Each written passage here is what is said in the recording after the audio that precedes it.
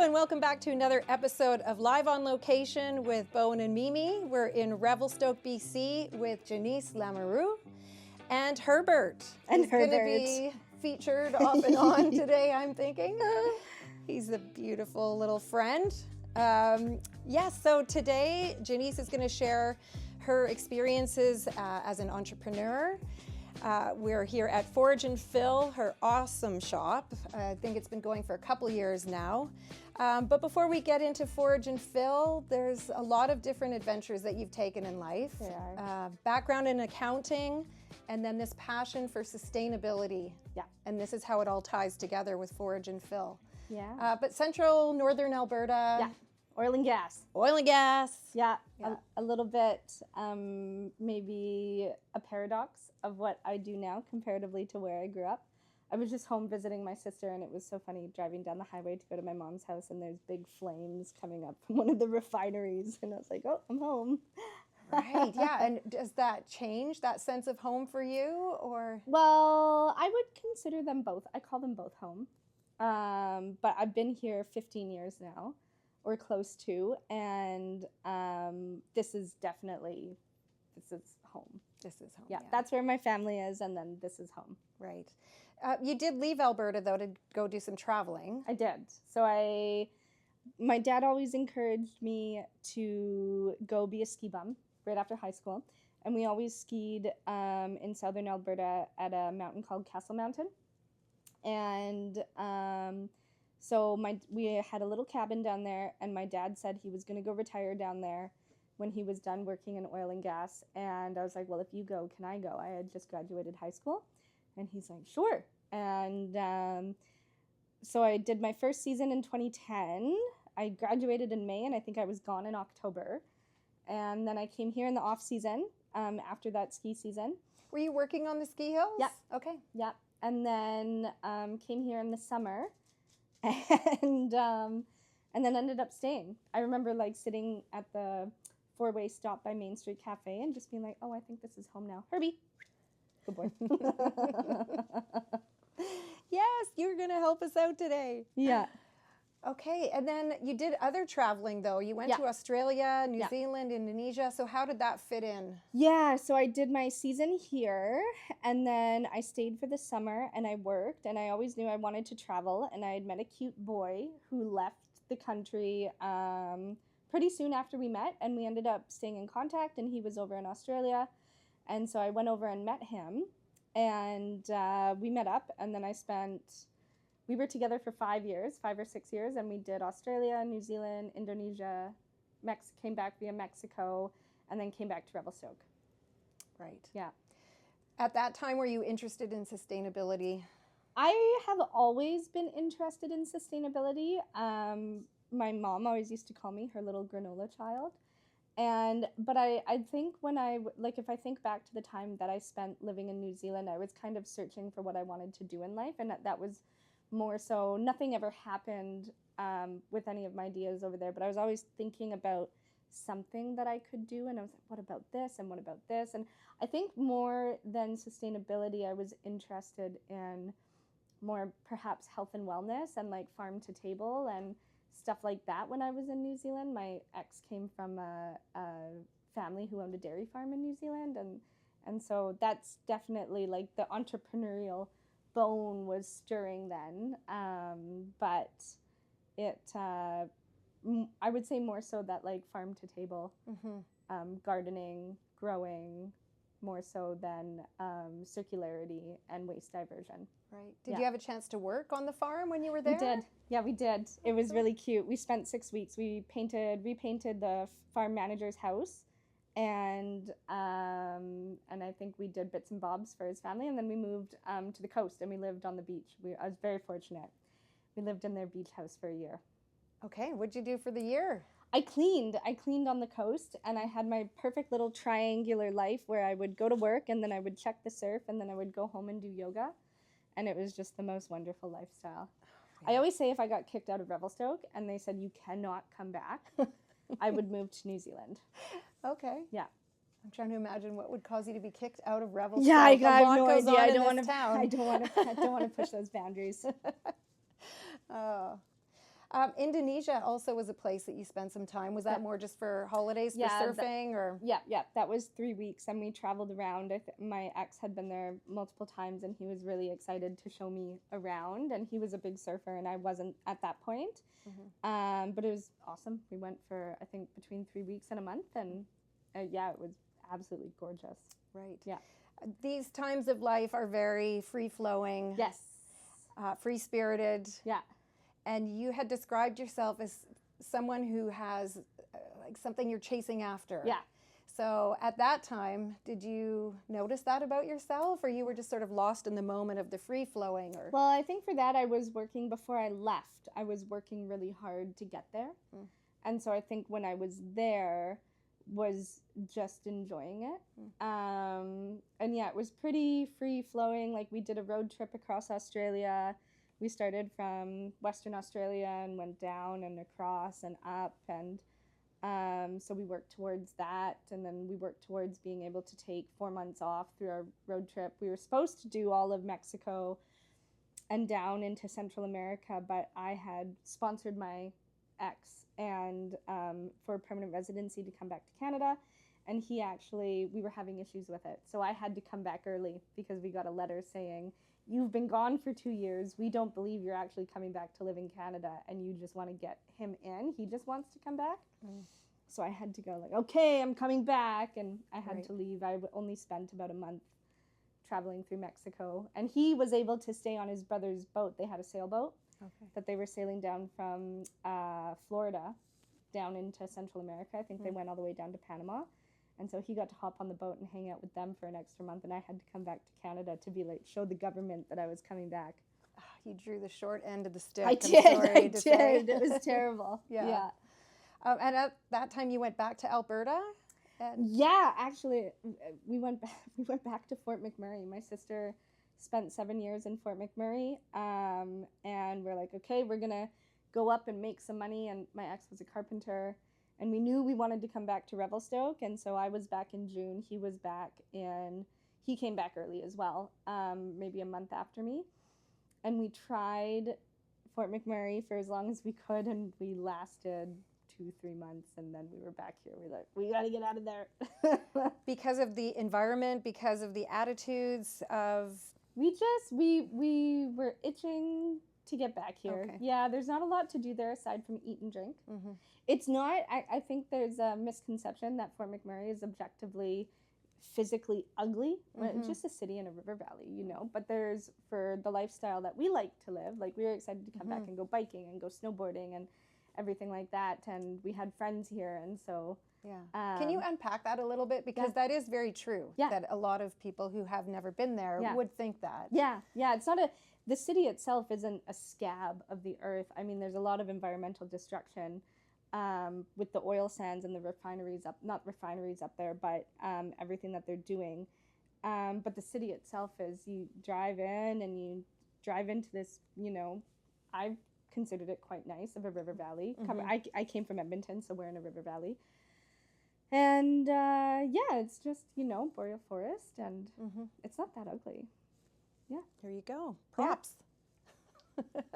Yep. I'm just thinking about, your passion in sustainability and green practices, and the juxtaposition of all of that. Yeah, I know, it's very funny. Conversations at the dinner table back home are pretty funny.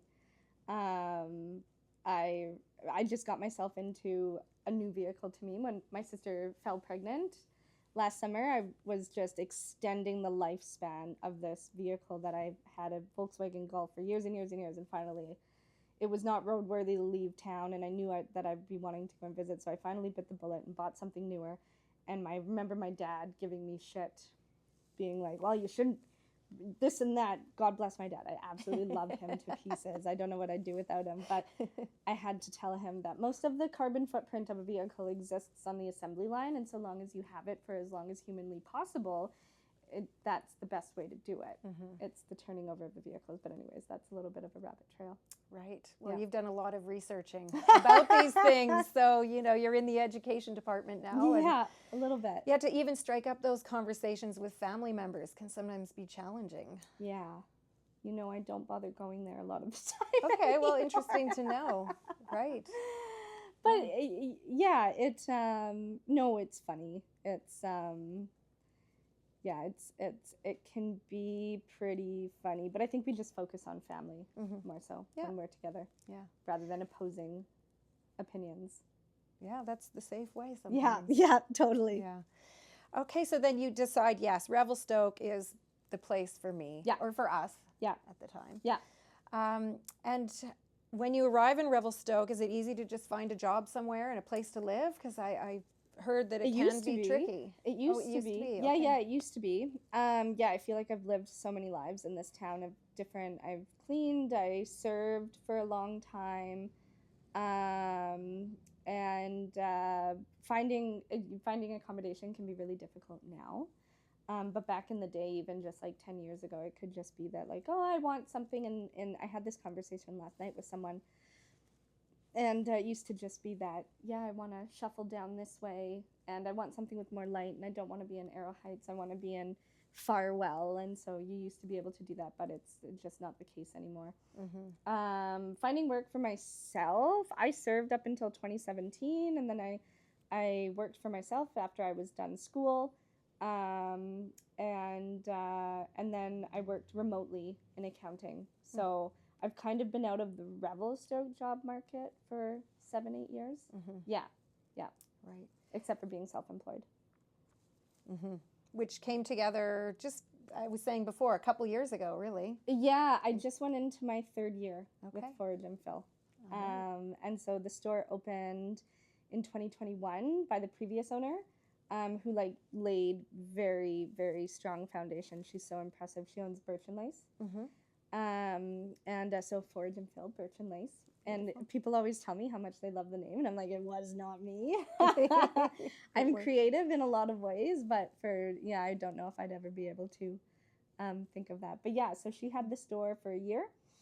And then she just had her hands so full and decided that she wanted to pass it off. And so, yeah, I took over.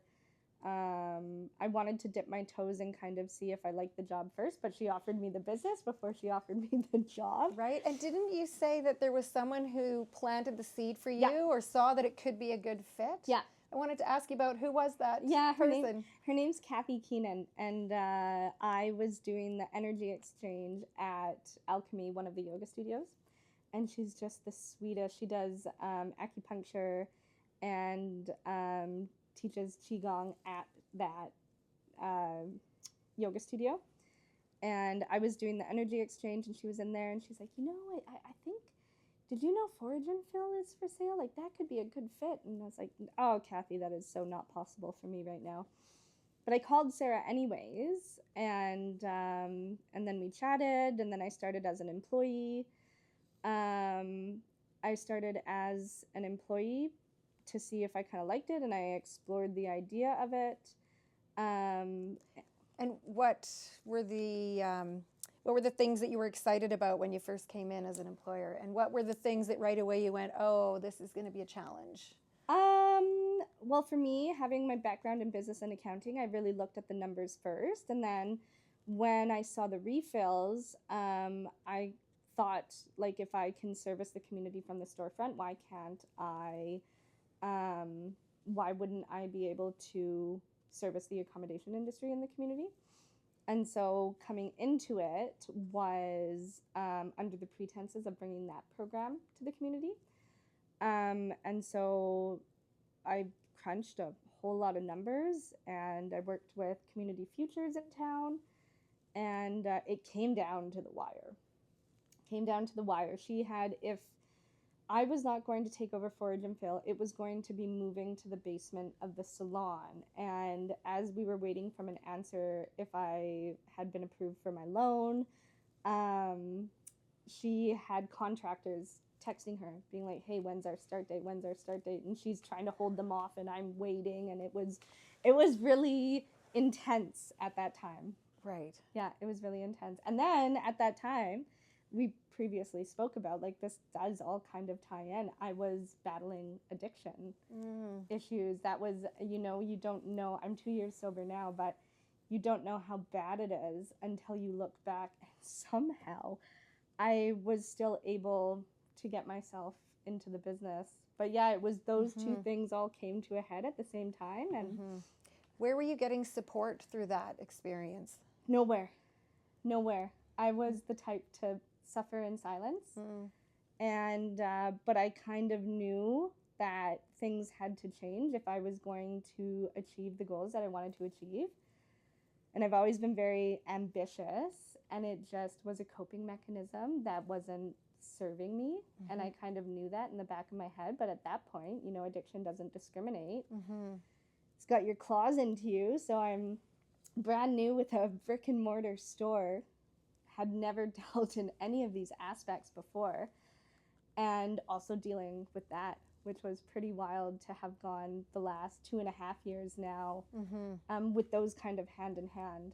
Because my sobriety started, I took the store over in February 2023, so I started here in September. We started the process of it, and we wanted a December 31st transition or January 1st, and then having it be so last minute coming into year end, lawyers go on vacation for Christmas holidays and such, it was too much. So everything was in my name February 1st. And that was crazy too, because at that point I wasn't earning a lot of money here. And I didn't have another job. I had kind of foregone anything else to do this. And so I'm just at this crossroads of like, okay, am I going to be jobless in an increasingly expensive community, or am I going to be the new owner of Forage and Fill? So then I was approved for everything in November. But yeah, that tension was high then. And then, yeah, so took the store over in February, and then have been sober since August 2023. Well, congratulations. That's a very, on a lot of fronts, on a very personal level, more so on that one, because that's life-changing. So did you have a moment where you sat down with yourself?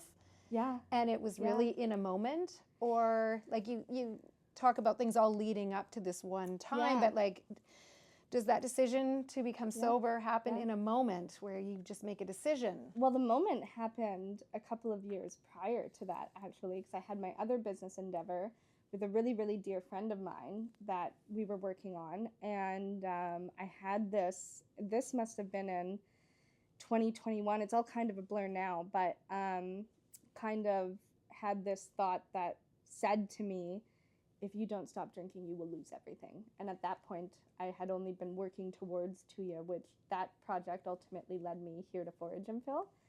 But it took me another, I guess, 2 years after that to really get a handle on it. Do you have a relationship now with that voice that you heard, or can you describe that experience a bit more? Well, let's. I wouldn't say I hear voices. So no, and I don't mean that at all. It's that awareness of this other part of self or non-self, or Well, I do a 12-step program, and so they kind of speak to that to kind of get in touch with some sort of a higher power, whatever that means to you. If that's nature, if that's, some people call it God, but. I wouldn't say, it's something that I practice. Yeah, for sure. That guiding sort of hand. I feel like a lot of the business decisions that we make, like once you get into some sort of a flow state, you know, that's how the refill program happened. And I'm going to kind of change the trajectory here. But I was listening to a podcast walking to work one day. And it was sustainable commerce, and I was like, that's me. And so I'm listening to it, and it was ladies on the island who had implemented a refill program for the accommodation industry, and they just divulged like quite a lot of their business model. And I'm listening to it, and I'm like, how did this happen? And I'm listening to it on the way to work as I've been working on the numbers of how to do that here. And I get to the store, and I just cold called them. And I was like, hey, I'm located in Revelstoke. I heard your podcast. This is something that I've been working to bring to the community. Would you be happy to have a call for like any tips and tricks? And they're like, we'll take you right under our wing. So that's why it's the Sustainable Circular Accommodation Program, because it's almost like an arm. We want it all, anyone else that pops up and does that, and works with them. We try and work as a network, and kind of have it as one sort of known entity, I guess I could say. But that's to say that, like, everything kind of happened and unfolded really nicely, and things were put in front of me, like that podcast was put in front of me, and then that spurred me to make that phone call after I had that idea, and Kathy was the little bird in my ear. So it's like, I guess I'm more so in tune with, like, following intuition, and, like, that feels right. And whilst this did come to a head in terms of timelines, it happened very organically and very naturally, and it felt very good. And so I didn't feel like I was forcing anything. It was just sort of a gift that was given to me that, whilst looking back and dealing in one of the hardest times of my life. So it's pretty crazy that I ended up here. What a beautiful story. Yeah, it's pretty incredible. Yeah. And it's nice to reflect on that, because we were talking about being overwhelmed. I've been off work for 5 days. I come back to, you know, we have 1,000 people's clothing. I have 3 employees. I've got a 20-gallon order going out the door today or tomorrow, whenever I get to it. So I come back and I'm, like, very overwhelmed. But it is, like I said too, it's incredible to do this in this community and be grateful to do it. It's good work and important work. And yeah, some of the other folks that we've interviewed, a lot of their interests lie in the same, sorry, that's all right, in the same genre. So this program, if you could speak a little bit more about it, how it came together for you. Did it come together over months or? Yeah, well, I was working on it from September 2022. Like, I started as soon as I knew I would be taking over the store, had the potential of it. I started on it, and I launched it in May 2023. So took the store over in February, launched the program in May. Okay, and how does it work? Yeah, so we work with property management companies. We're in quite a few of the lodges, and really trying to work with some hotels, which can be quite difficult in this community because they're all, it's the word I'm looking for, chains. So they have a brand standard sort of thing. But we work with, one of my biggest clients is a property management company. They have 50 properties. And we will either we're working towards them to do drums, so 50-gallon drums that are then dispersed throughout the properties. And what are the different products that are coming in the drums? We do shampoo, conditioner, body wash, but we can also equip housekeeping teams. So cleaning products as well. They're all Canadian-made, biodegradable, no synthetic fragrances. And each property will get a 1-gallon jug, and then those are refilled in perpetuity. And then the brands that I work with take back their carboys, take back their gallon drums if they can't be repurposed in store. And so it's fully circular. Amazing. Yeah. So again, SCAP. Yeah, Sustainable Circular Accommodation Program. Wow. Yeah. Congratulations on that program. That's fantastic. Yeah, it's been pretty fun. Okay, so that is a really important project you've been working on, but then you also have your in-store fillable products. Yeah. Same kinds, like house cleaning, shampoos? Yeah, so we kind of break the store into 3. We have clothing, we have retail on the shelves, and then we have refills. So refills, we do your quintessential cleaning products and body products. And then I also like to bring in, we're kind of leaning in a direction of, like, cosmetics. So we have our own in-house line of skincare. So I work with an award-winning cosmetic chemist. She's the one that physically makes them. I always joke to our customers that, like, I'll show you guys the basement after. Yeah. It's organized chaos, but no one wants me down there mixing acids. So she's the one that makes them. And she's local? She's from Calgary. Okay. Yeah. So they're done just outside Calgary, and she's incredible. And so we have those, and then we work with another brand, Harlow, out of Vancouver, and we have refillable under-eye oils that are really gorgeous. We have refillable oil cleansers. We have refillable tinted moisturizer. So I like to work with companies that we bring in and say, hey, can I buy a larger volume and refill in store? So refillable leave-in conditioner, body oils, dry shampoos, so stuff that you wouldn't normally expect to refill. And then we have our retail products, which are mostly like low-waste lifestyle. And then we have, deodorants, shampoo bars, etc. Yeah. And then the clothing Yes. consignment. Yes. Was that a part of Forage and Fill when you took it over as well? It was, and it was really funny because I came in really gung-ho for the refill program. That was my project. That was my brain baby. I wanted to bring that to the community, and I got that up and rolling, and then I had to switch gears, and we had a ton of clothing to go in the system. I had focused on it, but not to the degree that you see now.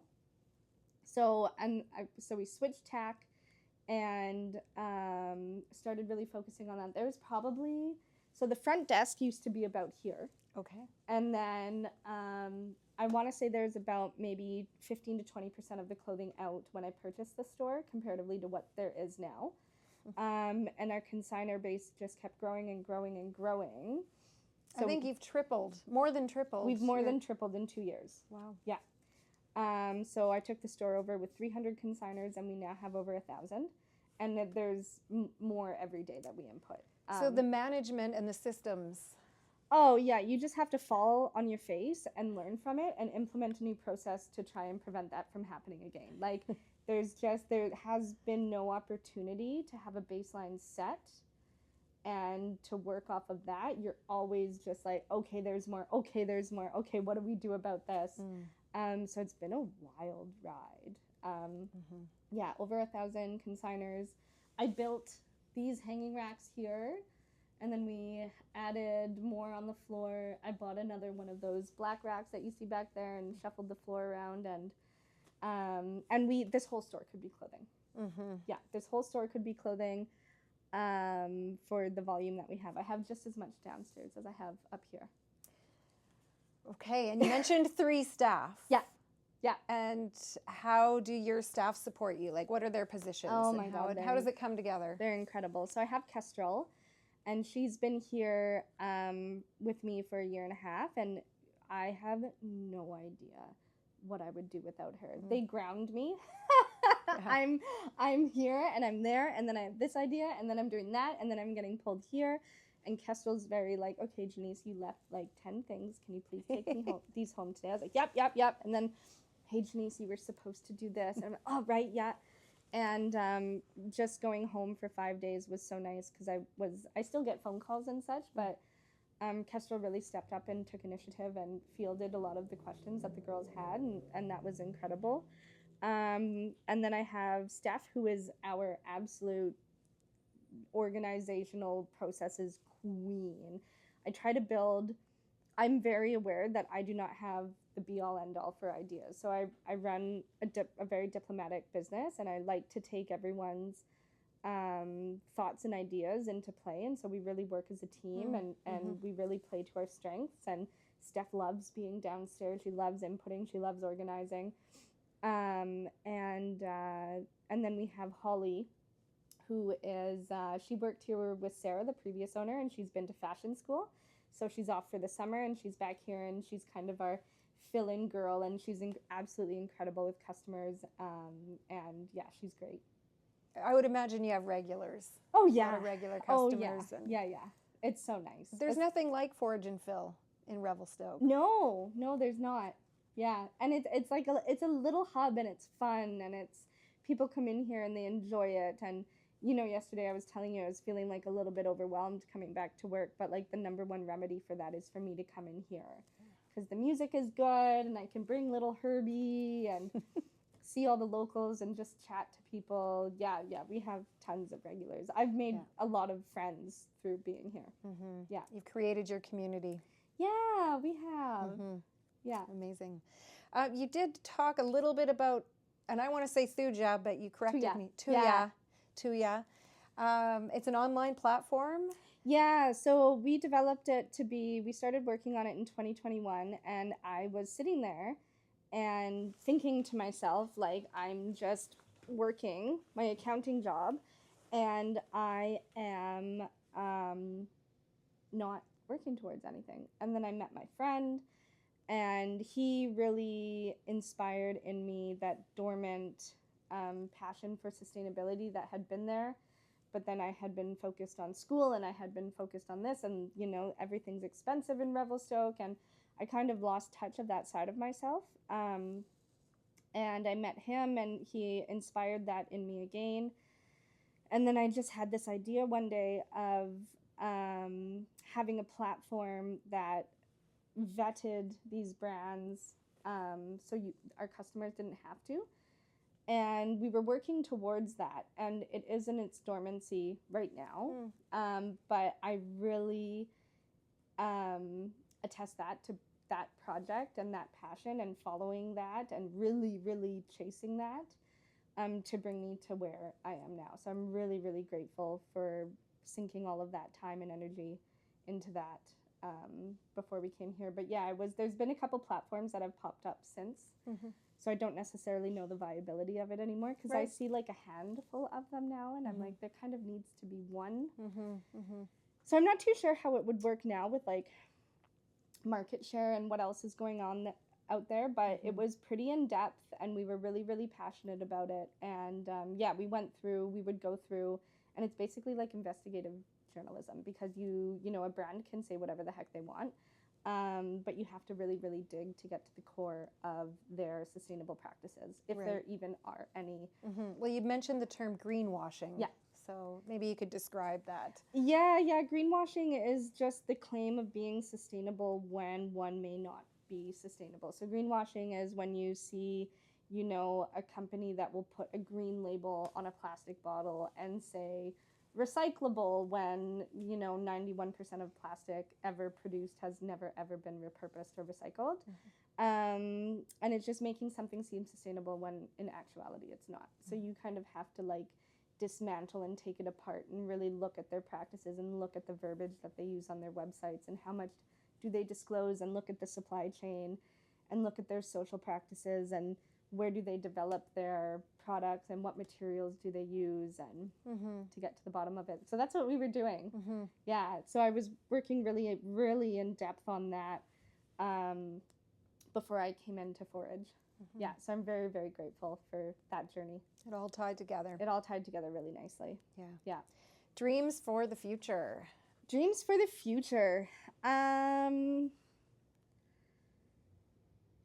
Sometimes I think I would like to be able, do you know what my dream for the future is? To have a little A-frame in the woods with a big, big garden, and just to be able to tend to that.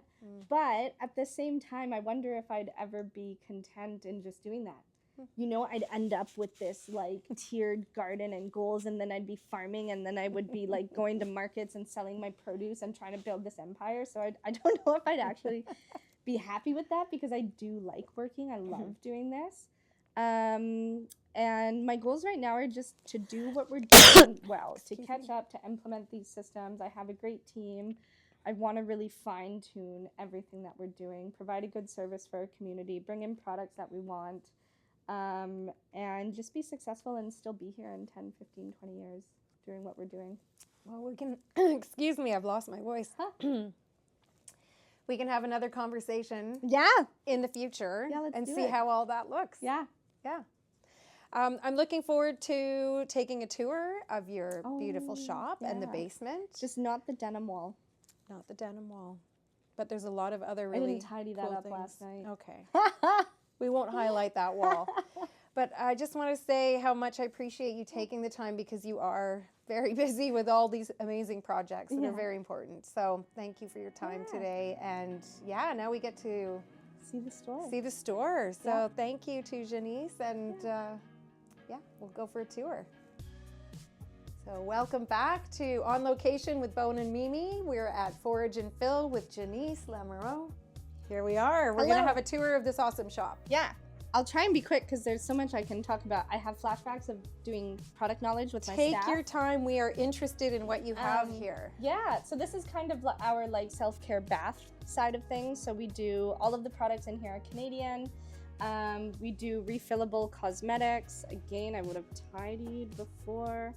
But yeah, so under eye oil on refill, we do have zero waste serum bars, refillable tinted moisturizer.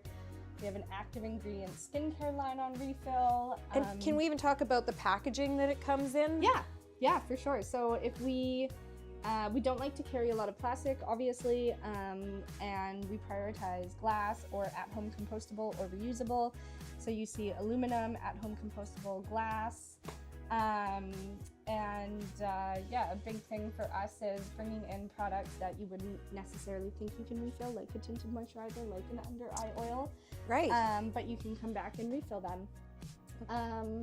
And then I just was curious about the F&F branding as well. When you took over the store, was it all the same, or did you have to do any rebranding? This is something that I did. Okay. Yeah. So this is something that I did, and the labeling itself, my girlfriend is a graphic designer, and she whipped those up for us. And but yeah, this was not here when I purchased the store. It's a line that I've added. Okay. And we have 2 more products that are ready to come out, but I haven't sorted out our bottling for it yet. All right. Is it a secret? It is not a secret. No, we added an amino acid cream cleanser and then vegan ceramide cream.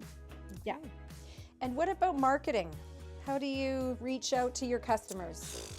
By providing a good service and having it be word of mouth. Haven't done a lot of marketing, haven't done a lot of paid advertisements, but we've had a few articles published about us locally from the work that we've done in the community. So we just had a story come out about our dignified shopping experience that we offer through the food bank in partnership with Community Connections. Okay, so can you talk about that a little? Yeah, sorry. So for the clothing that we do not accept or ultimately do not end up selling, we put it aside and Community Connections will come and collect it, and then they go and set it up at the food bank, and those individuals using the food bank that don't have disposable income to even shop at a thrift store will use those clothing racks. Yeah. So doing good in the hood. Yeah, so I don't have a lot of time to do any advertising, so yeah. Well, you've done some fun Instagram reels that I saw. Well, yes, that would be our marketing is Instagram for sure. And in a town this size, word of mouth is really important. Totally. Yeah. Yeah, absolutely. Good. Yeah, and then so we just carry a multitude of different products. We have, like I said, everything's Canadian. Shampoos and conditioner bars, deodorant. This is a local brand. Dry shampoo on refill, leave-in conditioner on refill, oils on refill. And then are these the products you would see in the hotels or the lodges then, or? Not necessarily. Note the products that you see in the hotels. Sorry, I'm tidying. In the hotels and the lodges are more so on this side, which again is a little bit messy right now. But yeah, so primarily Mint cleaning products, which are over there, and then Oneka body products, which are here. Okay. Yeah. Great. And now we're moving into the consignment area. Yeah. Did you want to do? Oh yeah, let's here? do that. Yeah. So this is up here. We have. I always wanted pottery in the store, and but I was kind of barking up the wrong tree. I was talking to people who wholesale and did markets, and so they have their inventory that they take to these things. So I was never able to get it. But then I had a bunch of hobby potters come in, and they're like, "We have an annoying amount of inventory. We don't do markets. Can we sell it here?" And I was like, "Yes." And then this is consignment. This is our denim wall. These are all locally made jewelry, and then all of these products can be refilled over here. And then this is just kind of like zero waste kitchen, low waste kitchen, I should say. Yeah, and then our consignment clothing, which realistically this whole store could be clothing. Yes, and is it mostly women's fashions? Predominantly women's. Our men's section is growing.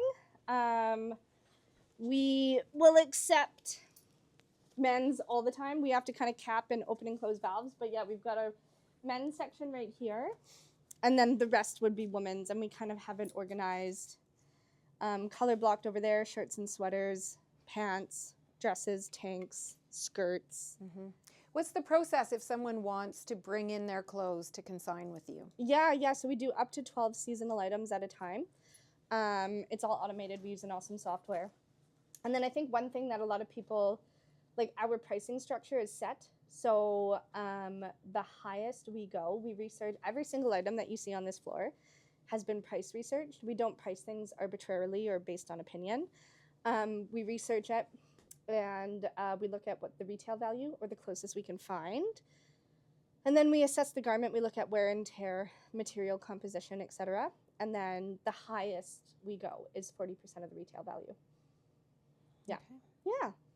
So there's actually a program that you can pay a licensing fee or something Yeah, that you're yeah, using yeah. for that. Yeah, we use a software. It's called Consign Cloud. Okay. Yeah. Mm-hmm. And then this back area, it's a little bit messy. Doggy's sleeping. Hey, Herbert. Hi, Herbie. Good friend. And then, yes, this is like the back area. And then our basement is, I guess we'll show you our basement. The inner workings of Yeah. Forage and Fill. These need to be sneak preview. stacked. So, this is where we do all of our inputting. So the clothing comes in bags, and they go in a chronological order. And then we sit here for absolutely hours and days on end. And then they go here. And then we have it all organized into styles and women's and men's. And we have 40 feet of dowels. Holy smokes. So this has all been input in the last 6 weeks. Yeah. Wow. And everything comes in washed, or you request that, I'm imagining, because you can't have the... You don't have the time to wash all of it. No, dear God. Yeah, and then this is what we restock upstairs with. What a great system. Yeah. You've got it dialed. Yeah. Oh, thank you for saying that. Amazing. Okay, and these are all of the jugs that are refillable That's exactly it. Yeah. go to the... Yeah, so these will all go out to accommodations. Mm-hmm. Yeah. And are you doing all the delivering? Yeah. As well? Delivery or pickup, either or. I give our clients the option. Okay. Yeah. What a great space that you found for your operation. Yeah. This was a part of her previous this facility. was I never changed location. It was always here. Yeah. This was actually the salon. So like you can kind of tell by the track lighting. Okay. That there was like the stations were all along here, and she ended up shifting to her new location on Mackenzie Street and then created Forage and Fill with the space. Fantastic. Thank you for the tour. Thank you for the interview. You're welcome. Wish you all the best with all your dreams and your projects. And we'll see you again. Yeah. Yeah.